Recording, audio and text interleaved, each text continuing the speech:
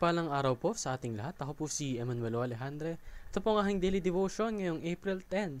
And for today, ating pong pag-uusapan kung sino ang itinataas ng Diyos or the exaltation of Christ.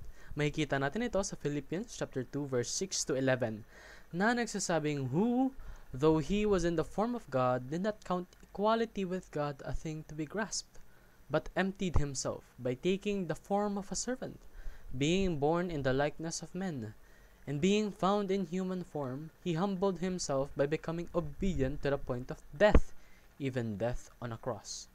Therefore God has highly exalted him, and bestowed on him the name that is above every name, so that at the name of Jesus every knee should bow, in heaven and on earth and under the earth, and every tongue confess that Jesus Christ is Lord, to the glory of the God the Father." Pinipertain po dito sa ating verse na binasa si Jesus. Si Jesus kasi even though kapantay niya ang Panginoon, isa siya sa mga persona ng ating Panginoon, he did not consider himself as equal with God. In fact, he emptied himself. Pinawalang bahala niya yung sarili niya or binaba niya yung sarili niya upang magkatawang tao, upang bigyan tayo ng opportunity, ng pangalawang chance, ng salvation. That is why Christ's resurrection demonstrated His victory. Ito po ang nagpakita na ang Panginoong Hesukristo ay nagwagi. Hindi siya matatalo.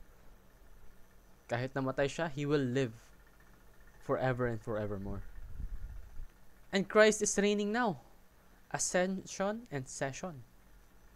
Si Kristo po, dahil sa kanyang mga ginawa, dahil sa kanyang kagitingan, ay nagahari sa lahat. Name above every name. The King of Kings. Jesus Christ.